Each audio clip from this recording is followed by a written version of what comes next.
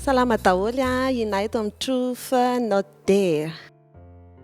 Dia tantara anankiray nitranga tamin'ny 2018 angamba izy ity nanao concert tany à Paris izay sy tovitray Mahery Luc izay angamba niaraka tamiko tany tamin'izany.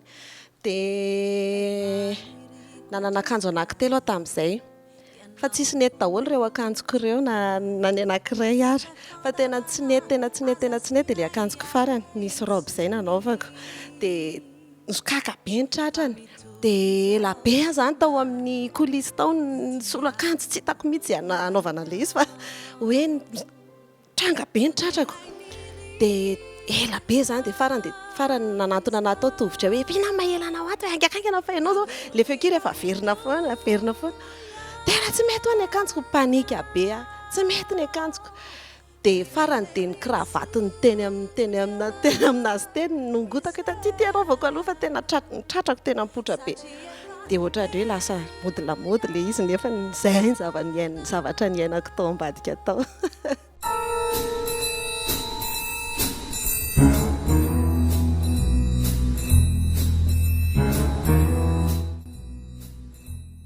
Ty tantara anankiray ty indray efa ela be. Tamin'izany mbola pira mipopy za tamin'izany za sy izay noro izay no tao anatin'ny choriste tamin'izany. Dia tany Tuleara ny tantara ny tranga. Dia izay moa zany misy papiakanjo indraindray dia tamin'io zany nisy papiakanjo zay dia noro sy popy zany efa nivoaka le salle. Dia za mbola nijanona tao, za moa zany taraiky foana.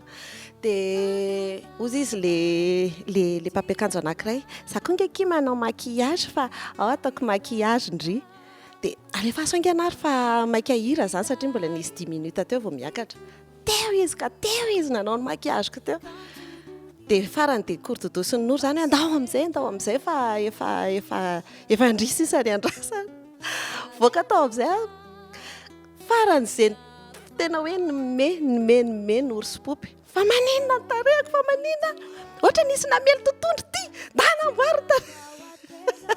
Fa menamena be nanaovany tarehako nefa za tsy afaka miverina tany amin'ilay toerana nanaovana maquillage tsony dia voatery nentina sur scène. Dia nomezana ekizy tamin'izay.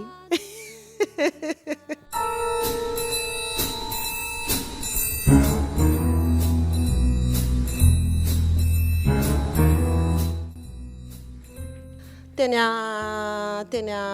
ina ny anaran'ity toeran'ity malaza be le izy. On dit bypass. Nanao mariage tamin'izay niaraka tamin'ny ponendy koa angambany.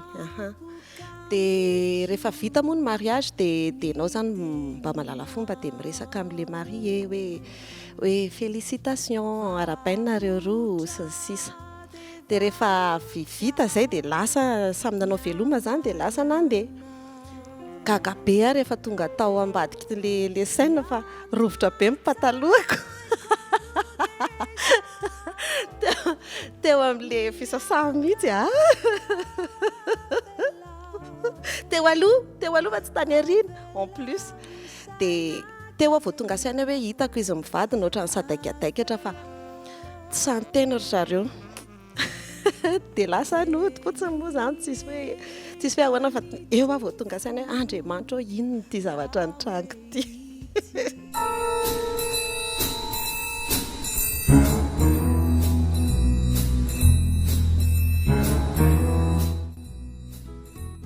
Resaka appel indray le izy dia nisy olona niantso zany hoe hanao contrat zay. Dia miresaka eo zay zao ny zavatra tadiaviko izy izao dia lamina zany iny vita ny resaka. Ok ary eny araka dia mandra-piaona bisou ozy izy rehefa tapitra le bisou vao tonga saina Andriamanitra nataoko bisou le olona. Izy nianana be tao anaty telefona. Ok madama.